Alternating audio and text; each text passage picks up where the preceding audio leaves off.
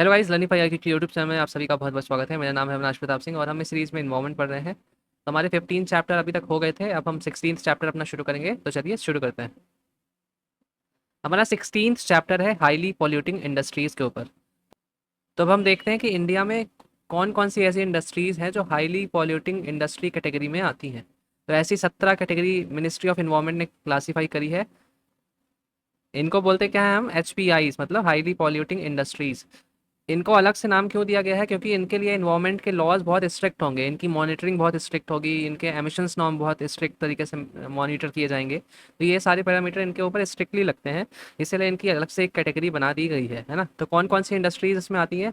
Iron और steel की है, थर्मल पावर स्टेशन की है, शुगर की है, सीमेंट की है, डिस्टिलरी की है, डाई एंड डाई स्टफ की है, petrochemicals, refinery, pulp and pulp paper, pharmaceuticals, fertiliser, pesticide, tannery, copper smelting, zinc smelter, aluminium and caustic soda. तो इतनी सारी इंडस्ट्री जो है आपकी, ये सारी कौन सी कैटेगरी के अंदर है? हाईली पॉल्यूटिंग इंडस्ट्रीज के अंदर। फिर इसके बाद एक डेफिनेशन है ग्रॉसली पॉल्यूटिंग इंडस्ट्रीज की।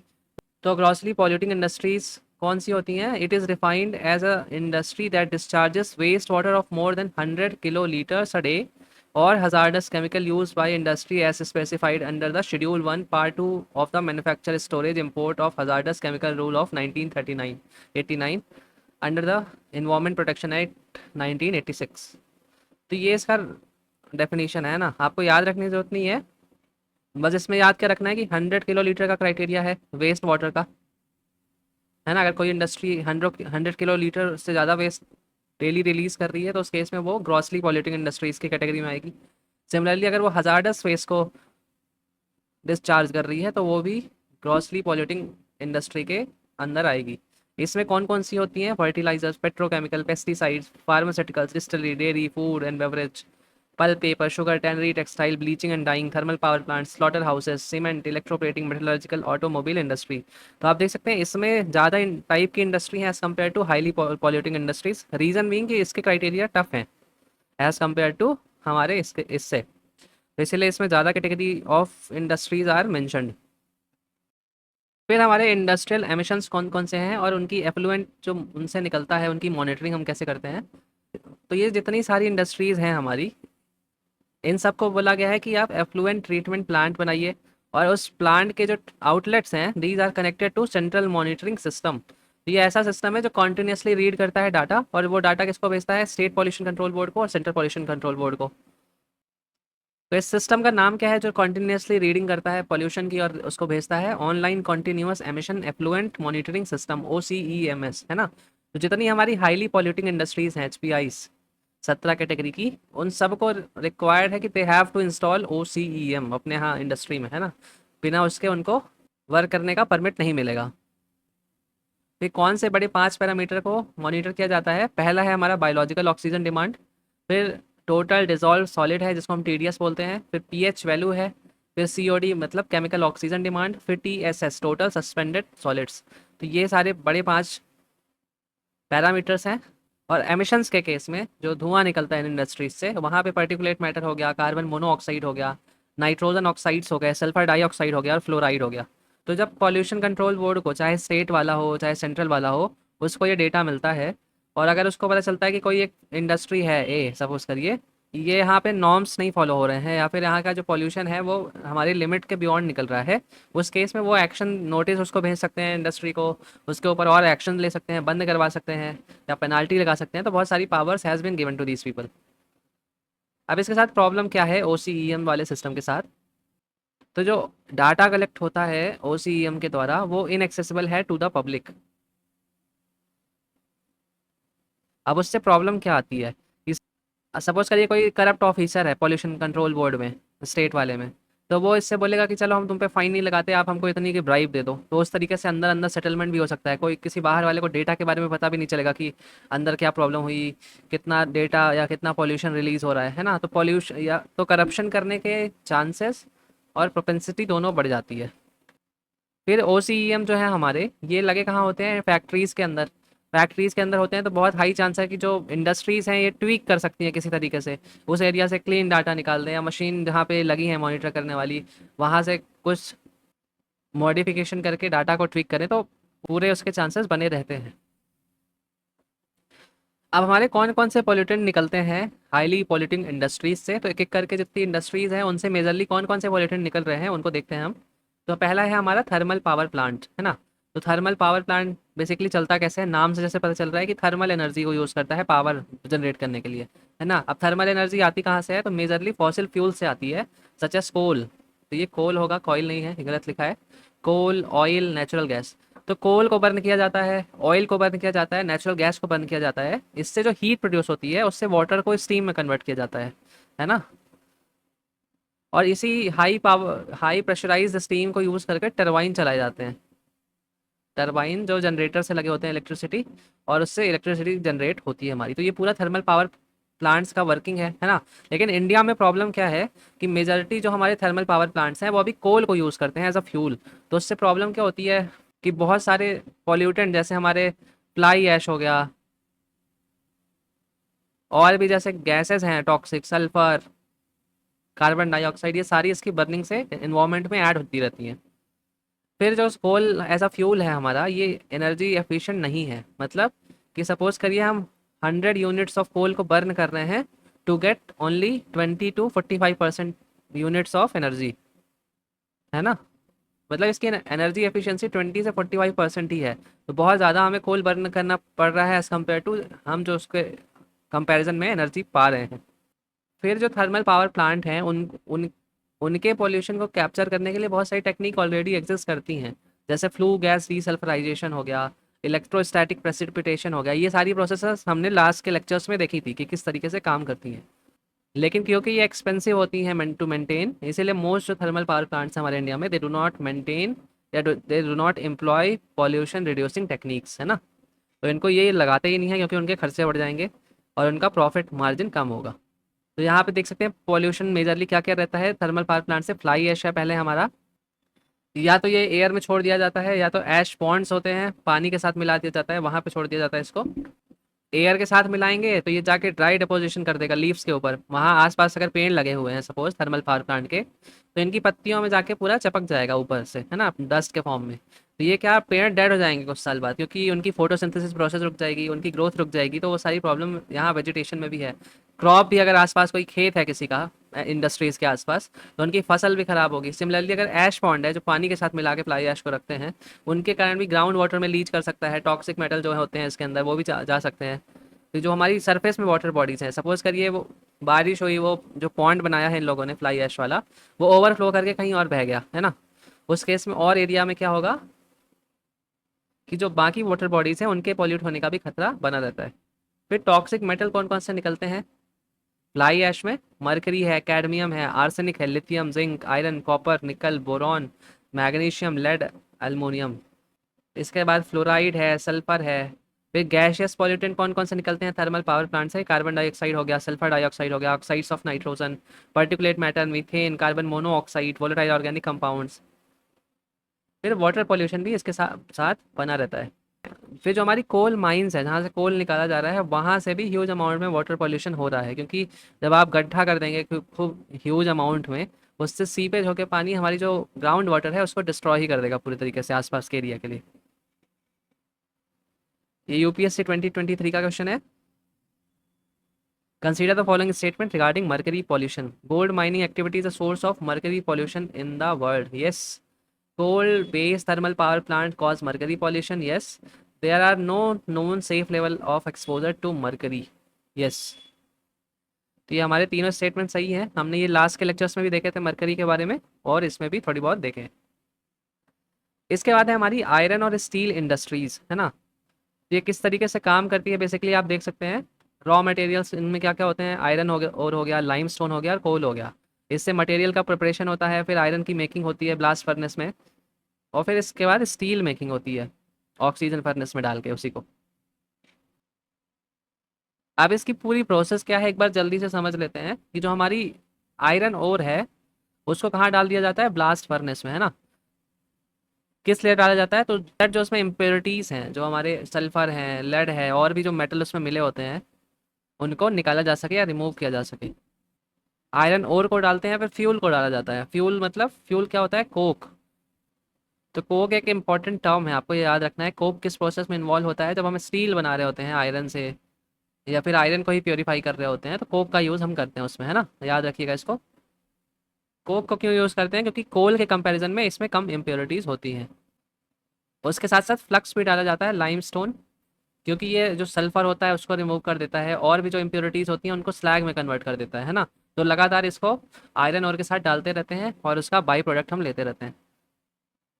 तो यहाँ पे देख सकते हैं बाई प्रोडक्ट क्या क्या निकलता है। लिक्विड स्लैग निकल रहा है, लिक्विड आयरन निकल रहा है जिसे हम पिग आयरन भी बोलते हैं, और गैसेस निकलती हैं।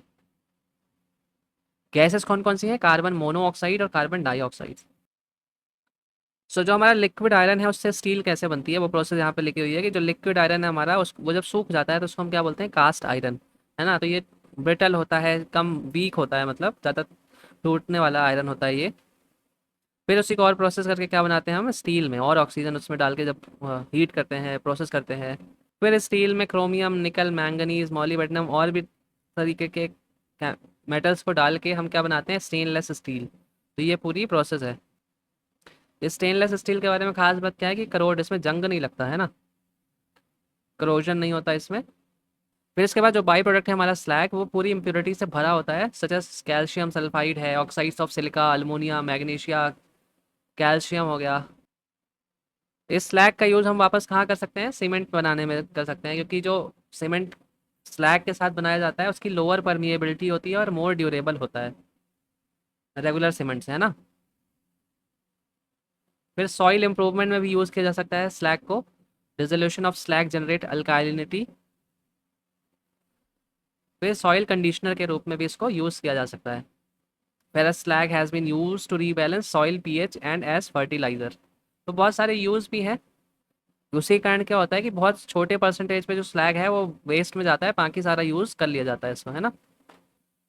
फिर इन इंडस्ट्रीज से कौन कौन सा एयर पॉल्यूशन निकलता है, या फिर कौन कौन सी गैसेस हार्मफुल निकलती हैं जो एयर को पोल्यूट करती हैं, तो वो देख लेते हैं। अब क्योंकि इसमें हम कोल यूज़ कर रहे हैं बहुत सारा थर्मल पावर में, फिर कोक को ब्लास्ट फर्नेस में यूज़ कर रहे हैं, तो उससे एयर पॉल्यूशन होता है ह्यूज अमाउंट में, जिससे PM2.5, PM10, carbon dioxide, sulphur dioxide, sulphur oxides, nitrogen oxide, carbon monoxide, hydrogen sulphide, non methane volatile organic compounds, तो ये सारी हार्मफुल गैसेस इन्वायरमेंट में ऐड होती हैं।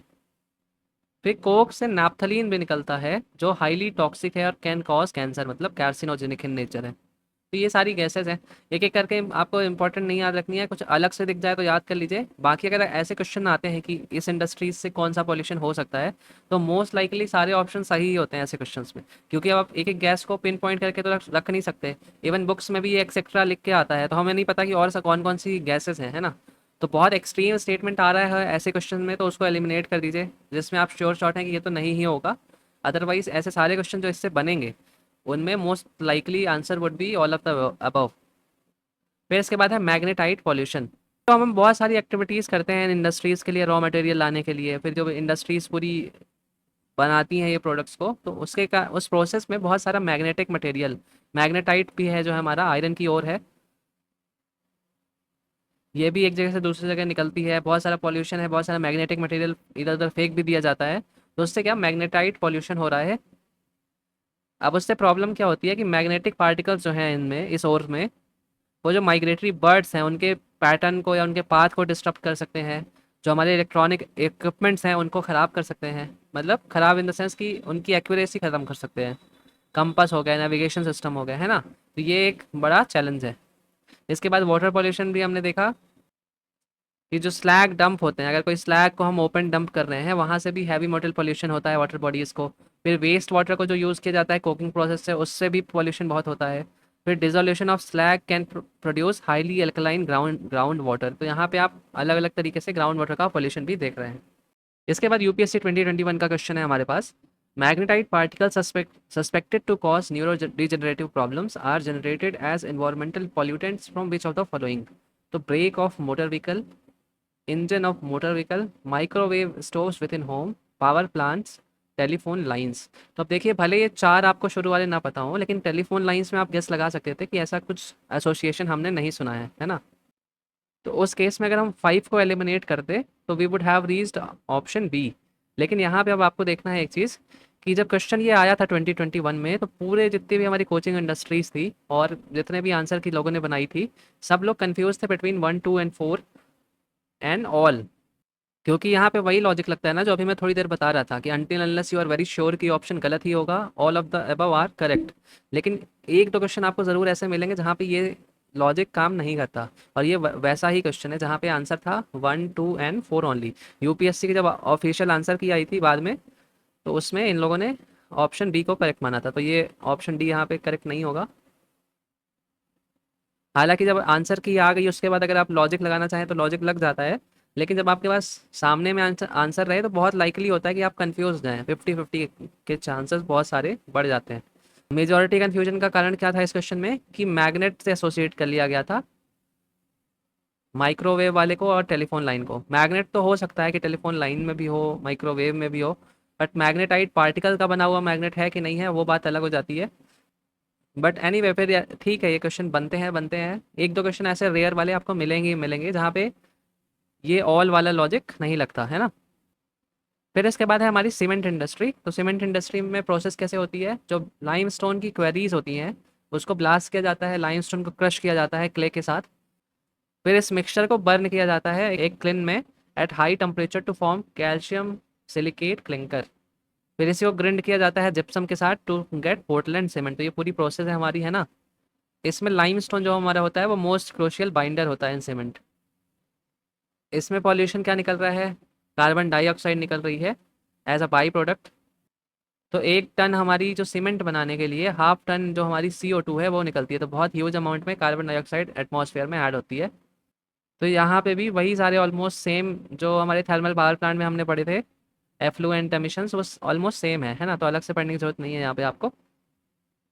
फिर इसके बाद है हमारी कॉपर स्मेल्टिंग इंडस्ट्री। तो पहले जो इसकी ओर होगी कॉपर की, चैल्कोपाइराइट ओर, इसको एक्सट्रैक्शन किया जाएगा, है ना, माइनिंग की जाएगी इसकी। फिर इसकी कंसंट्रेशन बढ़ाई जाएगी, तोड़ तोड़ के उसको क्रश किया जाएगा, ग्राइंड किया जाएगा, ताकि अगर कम कॉपर वाली ओर है तो उसको बढ़ा के higher concentration of copper ore में कर दें हम लोग।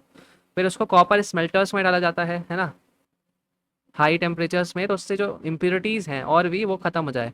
उससे मेजॉरिटी ऑफ इम्प्योरिटी कौन सी निकलती है, sulphur, in form of sulphur dioxide. तो 20 से 50% के ऑलमोस्ट सल्फर डाइऑक्साइड इस प्रोसेस में निकल जाती है।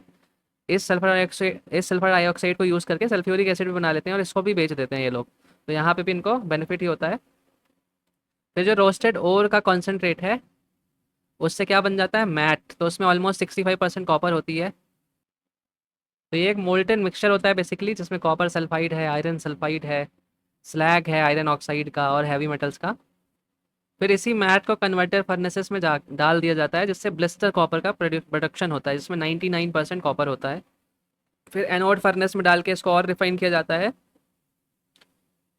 जिससे 99.5% तक का कॉपर हमें मिल जाता है। फिर इलेक्ट्रोलिटिक रिफाइनिंग होती है, जिससे 99.99% तक का कॉपर हमें मिल जाता है। तो ये सारी पूरी प्रोसेस इसकी दी हुई है ना। फिर इसी इलेक्ट्रोलिटिक रिफाइनिंग में स्लाइम प्रोड्यूस होता है एज अ बाई प्रोडक्ट। तो इसमें बहुत सारे प्रीशियस मेटल्स भी होते हैं, जैसे गोल्ड, सिल्वर, सेलेनियम, टेलोनियम, इनको भी रिकवर किया जाता है ना। तो यहाँ पे पूरी प्रोसेस दी हुई है, आप देख सकते हैं फोटो के फॉर्म में। फिर जो कॉपर से स्लैग निकलता है इम्प्योरिटीज वाला, उसको कहाँ यूज़ करते हैं हम, एब्रेसिव सरफेस ब्लास्ट क्लीनिंग के लिए यूज़ करते हैं। It can also be use in road construction, production of cement, mortar and concrete as raw material for clinkers, है ना। फिर पॉल्यूशन कौन कौन सा होता है, तो पहला है हमारा रेडॉन का। रेडॉन गैस निकलती है। रेडॉन का नेचर जो है होता है हमारा रेडियो एक्टिव होता है ना, तो यूरेनियम के डीके से भी ये गैस निकलती है, और कॉपर ओर से भी ये गैस निकलती है ना। फिर iron, arsenic, antimony, mercury, lead, cadmium, selenium, magnesium, aluminium, cobalt, zinc, nickel, magnesium, nitrate, fluoride, तो ये सारे लीच करते हैं हमारे इम्प्योरिटीज़, है ना, स्लैग से। हमारी सॉइल में लीच कर सकते हैं, हमारे आसपास के वाटर में लीक कर सकते हैं, तो ये सारा उसमें है। फिर जो हमारी स्मेल्टिंग प्रोसेस है उससे सल्फर डाइऑक्साइड भी निकलती है, उसी को कैप्चर करके हम सल्फ्यूरिक एसिड का फॉर्मेशन कर लेते हैं। फिर एक हमारा tooth body Sterlite copper plant controversy हुई थी, उसको भी जल्दी से देख लेते हैं। तो इंडिया का जो 80% कॉपर प्रोडक्शन होता था पहले, वो दो प्लांट से होता था। एक हिंडाल्को कॉपर स्मेल्टर था गुजरात में, और दूसरा था वेदांता का टूथ कोडी स्टेरलाइट कॉपर स्मेल्टर, है ना। तो 2018 में बहुत प्रोटेस्ट हुआ आसपास, इस लोगों ने बेसिकली अपनी कैपेसिटी जब बढ़ाना चाहिए कि हम प्लांट और बड़ा करेंगे, तो बहुत कंट्रोवर्सी में आ गया, प्रोटेस्ट शुरू हो गया यहाँ पे।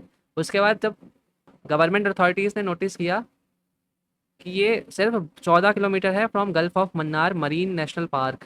बाकी हमारा रूल क्या कहता है, ईएसजी वाला, इकोनॉमिक इको सेंसिटिव जोन वाला, कि hazardous industries like copper smelting should have been more than at least more than for 25 kilometres away, है ना। तो ये इसका भी रूल वायोलेशन कर रहा था। इसके साथ साथ जो टॉक्सिक फ्यूम्स थी सल्फर डाइऑक्साइड की, वो एटमॉस्फेयर में रिलीज हो रही थी। टॉक्सिक एफ्लुएंट थे जो हमारे हैवी मेटल्स वाले, वो भी नियर बाई वाटर बॉडीज में रिलीज हो रही थी, कर रहे थे ये लोग। तो उसके कारण हुआ क्या, इसको अल्टीमेटली क्लोज करा दिया गया, है ना। जिसके कारण आसपास के लोग ऑब्वियसली डिपेंडेंट रहे होंगे इस प्लांट में, तो उनकी लाइफ स्टाइल में बहुत इम्पैक्ट पड़ा। हालांकि अब ये जैसे 2018 का न्यूज़ है, तो अब ये कोई इंपॉर्टेंट है नहीं, है ना। पीएमएफआईएस के जो ऑथर हैं उन्होंने अपनी प्रिपरेशन के दौरान इसको पढ़ा होगा, इसलिए उस टाइम उनको इम्पोर्टेंट लगा होगा ये। अब 2024 2025 में इस तरीके की न्यूज़, पुरानी न्यूज़ का कोई रेलेवेंस नहीं है। कहीं आंसर राइटिंग के तौर पे आप अगर आप लिखना चाहें तो वो बात अलग हो जाती है कि मुझे इसको ऐसा एग्जांपल देना है कि अगर कि किस तरीके से इंडस्ट्रीज मिसयूज़ करती हैं लॉज को, या कई बार लोकल नेक्सस के कारण पॉलिटिशियन और ब्यूरोक्रेट्स के इन्वायरमेंट को डिग्रेड करने वाली इंडस्ट्रीज बहुत क्लोज लग जाती हैं ऐसे सेंसिटिव एरियाज से। तो इस तरीके के एग्जांपल में आप दे सकते हो, इसकी डिटेल थोड़ी भी इंपॉर्टेंट नहीं है। यूपीएससी 2021 का क्वेश्चन है, why is there concern about copper smelting plants. पहला स्टेटमेंट है, they may release lethal quantity of carbon monoxide in the environment. फिर सेकंड है, the copper slag can cause the leaching of some heavy metal in environment, yes. They may release copper sulphur dioxide as a pollutant, yes. अब यहाँ पे आप second और third statement देखेंगे तो मे हो रहा है, मे की बोल रहा है, दे कैन और दे मे, है ना। तो तो ये बहुत जनरलाइज स्टेटमेंट है, मोस्ट लाइकली करेक्ट ही होंगी। अगर आपको नहीं भी पता है तब भी आप इसको कर सकते हैं, करेक्ट है। इसके साथ फर्स्ट स्टेटमेंट देखिए, they may release lethal quantities of carbon monoxide. तो लीथल क्वांटिटी मतलब किसी की डेथ हो जाए, और इस तरीके का कोई इंडस्ट्री है तो वो अलाउड नहीं रहेगी, है ना। तो इसलिए स्टेटमेंट वन यहाँ पे रॉन्ग होगा, एक्सट्रीम स्टेटमेंट होने की वजह से।